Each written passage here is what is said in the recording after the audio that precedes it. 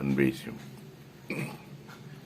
இப்போ கல்வின்னு நம்ம பழங்கால கல்வி முறை அல்லது கொடுக்கப்பட்ட கல்வி அல்லது அதனுடைய விஷயங்கள் அதெல்லாம் வேற.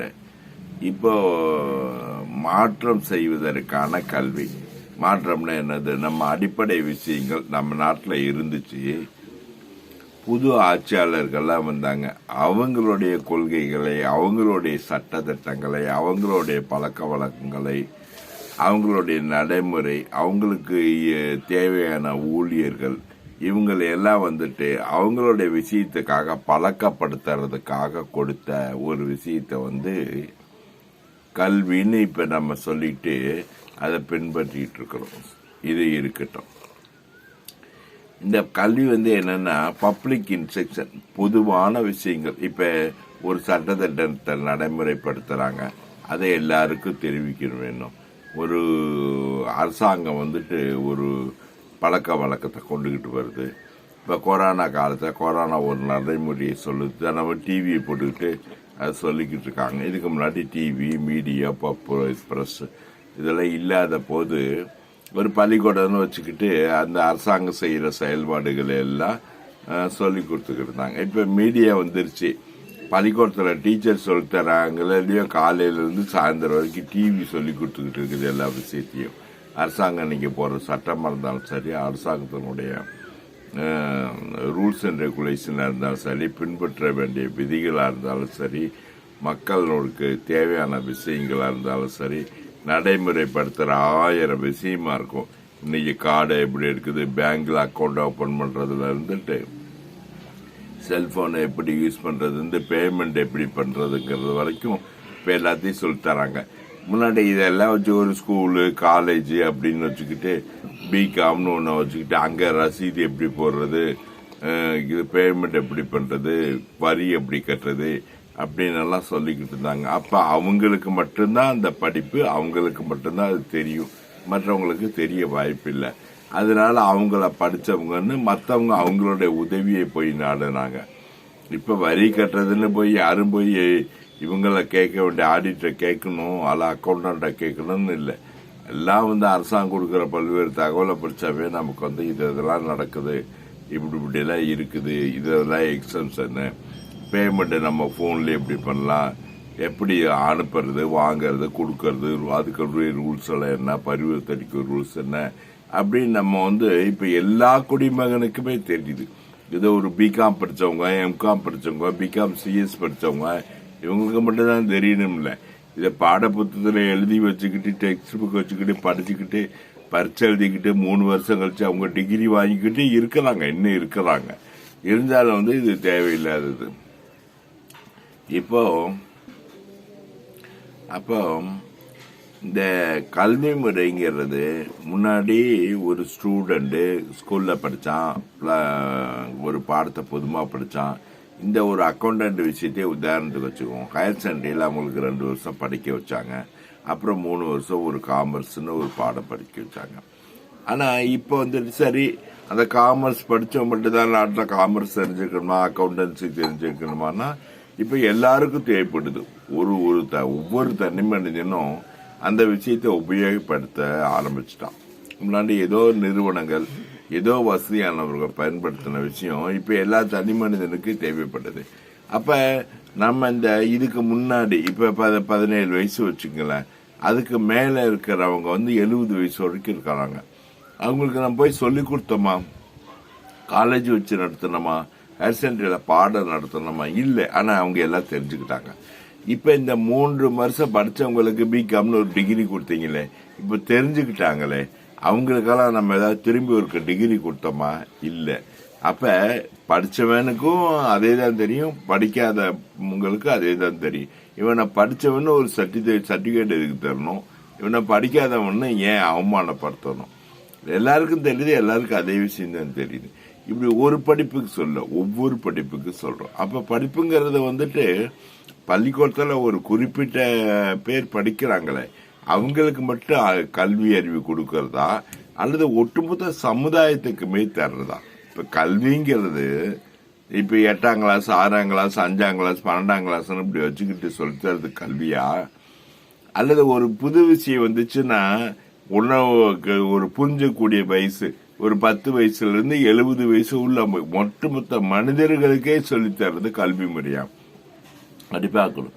இப்ப இந்த சமுதாயத்துல எது தெரியுதோ அது எல்லாருக்கும் சொல்லணும்னு இப்போ ஒரு டிராபிக் ரூல்ஸ் அது எல்லாருக்கும் சொல்லி தரணும்னு சொல்றது கல்வியா, அல்லது 3ஆம் கிளாஸ் பாடத்துல டிராபிக் ரூல்ஸ்ன்னு வச்சுக்கிட்டு 3ஆம் கிளாஸ் பையன்ல அது சோசியல் டீச்சர் நடத்த சொல்றது கல்வி முறையா?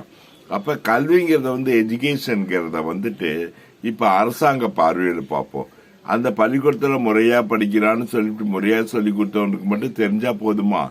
மற்ற மக்களுக்கு தெரிஞ்சுக்க வேண்டாமா? இதுல ஏதாவது சீக்கிரசி உண்டா? சீக்கிரசின்னு என்னது? அவங்க தான் படிக்கணும், ரிசர்வேஷன், இவங்க தான் இதை தெரிஞ்சுக்கணும், மற்றவங்க தெரிஞ்சுக்க கூடாது, அது அவங்களுக்கு ப்ரொஃபஷன், அதனால காமர்ஸ் ஆடிட்டர் அக்கௌண்டன்ட் தான் தெரிஞ்சுக்கணும், அது மற்றவங்க தெரிஞ்சுக்க கூடாதுன்னு ஏதாவது இதுல ஒரு தடுக்கிறதுக்குரிய தேவை ஏதாவது இருக்குதா? இல்ல எல்லாம் தெரிஞ்சுக்கணுமா? அப்ப கல்விங்கிறது இப்ப ஒரு மகாபாரத கதை இருக்குது, அதை தமிழ்ல படிச்சவங்க மட்டும், அல்லது கம்பராமாயணம் இருக்குது, பிஏ தமிழ் படிச்சவங்க எம்ஏ தமிழ் படிச்சவங்க மட்டும் தான் படிக்கணும் அப்படின்னு ஏதாவது ஒரு முக்கியத்துவம் இருக்குதா? அது ஒரு கதை. அதனால அந்த சமுதாயத்துல சொல்லி இருக்கிற கதை அதனுடைய மாறல் ஒட்டுமொத்த சமுதாயமும் தெரிஞ்சுக்கணும் அப்படின்னு ஒட்டுமொத்த சமுதாயத்துக்கு நம்ம சொல்லித்தர்றோமா? அல்லது எம்ஏ தமிழ் படிச்சவங்க அல்லது எம்பில் தமிழ் படிக்கிறவங்க மட்டும்தான் அதை படிக்கணும் அப்படின்னு ஏதாவது ரிசர்வேஷன் இருக்குதா? அப்ப இந்த பாடங்கள் படிப்புகள் அப்படிங்கிற அரசாங்கத்து பார்வையில் ஒரு பப்ளிக் இன்ஸ்ட்ரக்ஷன் பொதுவான விஷயங்களை எல்லாருக்கும் சொல்லித்தரோம். இந்த எல்லாருக்கும் சொல்லித்தரணும்னு உண்மையா ஒரு விஷயம் இருந்துச்சுன்னா இது பாட புத்தகத்துல இருந்து முதல்ல நீக்கிட்டு அதுக்குன்னு ஒரே நேரத்தில் எல்லாருக்கும் சொல்லக்கூடிய விஷயமா ஒரு தனி பாடத்திட்டம் உருவாக்கணும்ல. பாடத்திட்டம்னு நான் பாடம்னாவே புத்தகம், பாடத்திட்டம்னா தமிழ்நாடு பாடநூல் நிறுவனம், அப்புறம் படிக்கிறதுனா பள்ளிக்கூடம், இப்படியே நினைச்சுக்கிட்டு இருந்தா நம்ம ஒரு விஷயத்தை அது கல்வினோ எஜுகேஷனோ அல்லது பாடசாலனோ அல்லது படிப்புனோ இப்படி எல்லாம் சொல்ல முடியாது. இதுக்கு எல்லாமே இந்த எக்ஸிஸ்டிங் இப்ப இருக்கிற நடைமுறையிலிருந்து விலகி வராத வரைக்கும் நம்மளால இப்படி உருவாக்க முடியாது. கல்விங்கிறது ஒட்டுமொத்த சமுதாயத்துக்குமானது. ஒரு பள்ளிக்கூடத்துக்கா, ஒரு வகுப்புக்கா, ஒரு வகுப்பறைக்கா, ஒரு குறிப்பிட்ட மாணவருக்கா, குறிப்பிட்ட கல்வி நிறுவனத்துக்கோ சேர்ந்ததல்ல. இந்த பொது பாடம் தனி. அப்புறம் அவன் துறை சார்ந்தங்கிறத விட தொழில் சார்ந்த அல்லது தொழில் ஊழியர் சார்ந்த விஷயங்களை கத்துக்கிறது வேற. இப்ப நம்ம அரசாங்கம் கட்டுப்படுத்த வேண்டியது இந்த பொதுமைப்படுத்தப்பட்ட பப்ளிக் இன்ஸ்ட்ரக்ஷன், அது மட்டும்தான் கல்வி திட்டமா அறிவிச்சு அதுக்குரிய விஷயங்களை தயார்படுத்தணும். அப்படி ஏதாவது தயார்படுத்திருக்குதா? இந்த கல்விங்கிறது 0 to 70 ஆவரேஜ் ஏஜ் 70 வயசு மனிதர்களுக்கு அப்படின்னா பிறந்த குழந்தையிலிருந்து கடைசி வரைக்கும் எல்லாருக்கும் ஒரே விஷயம் தெரிஞ்சிருக்கணும். நான் எனக்கு இங்கிலீஷ் கத்தாருன்னா எழுத்தாப்புல இருக்கிறவனுக்கு இங்கிலீஷ் தெரிஞ்சாதான் நான் கூட பேச முடியும்.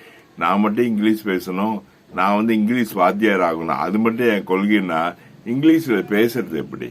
தமிழ் எனக்கு மட்டும் தெரியணும், நான் புலவரா இருக்கணும், புலவர் மாதிரி அழகா தமிழ்ல பேசணும், புரிஞ்சுக்கிறதுக்கு எல்லாருக்கும் தெரிஞ்சாதான் எல்லாரும் நான் பேசுற ஒரு ராமாயணமா இருந்து மகாபாரதமா இருந்தாலும் அல்லது 1008 புலவர்கள் எழுதிய பாடல்களா இருந்தாலும் பாக்களா இருந்தாலும் எல்லாமே புரியும். எல்லா விஷயமும் அதில் தானே இருக்குது. அப்படி இப்ப செய்யலைங்கிறதுனாலதான் திருக்குறளை கூட ஒரு வாத்தியார் வச்சு சொல்லித்தர வேண்டியிருக்குது.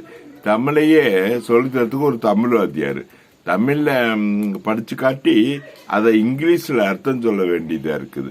இது ஒவ்வொரு வார்த்தையும் சொல்லி இதுக்கு இங்கிலீஷ்ல ஒரு வார்த்தை சொல்லி அதுதான் இதுன்னு தமிழ் வார்த்தைக்கு இங்கிலீஷ்ல சொல்லி தர வேண்டிய நிலைமையில என்ன காரணம்? தமிழ் எல்லாருக்கும் முறையா சொல்லி தர்றாரு. சரி, இது என்ன சொல்றது?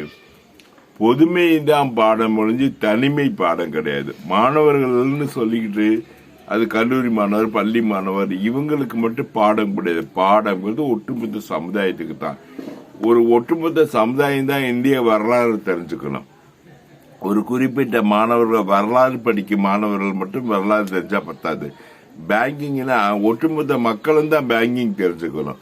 ஏதோ பிகாம்ல சிஎஸ் பேங்கிங்கு அக்கௌண்டன்சி அவங்க படிக்கிற மட்டும் தெரிஞ்சுக்கணும்னு அவசியம் இல்லை.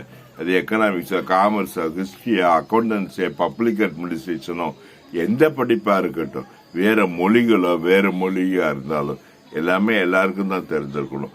அப்ப அதுக்கு தகுந்த மாதிரி பாடங்கள் அல்லது பாடங்கள்னா திரும்பி அதே சொல்ற டெக்ஸ்ட் புக்கு அப்படின்னு போகாம ஒரு பாடங்கிறது டிவியில கூட சொல்லிக்கிட்டு போயிடலாம்.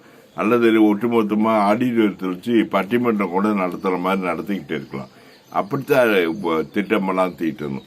அது மாதிரி திட்டங்களை இப்ப கல்வி முறையில தீட்ட போறாங்களா? புதிய கல்வி அமைச்சர் என்ன பண்ணுவாரு? பாடத்திட்டத்துக்கு கல்வி அமைச்சர் தனியா வேணும்னு சொன்னேன். அந்த கல்வி அமைச்சர் வந்தா இப்படியெல்லாம் செய்வாரா? தொடர்ந்து இது மாதிரி நிறைய கேள்விகளை கேட்டு வைப்போம். ஏன்னா பதில்கள்ல அவங்க செயல்படுத்துற விஷயத்த அவங்களே செய்யட்டும், சொல்லட்டும். அன்பே சிவம்.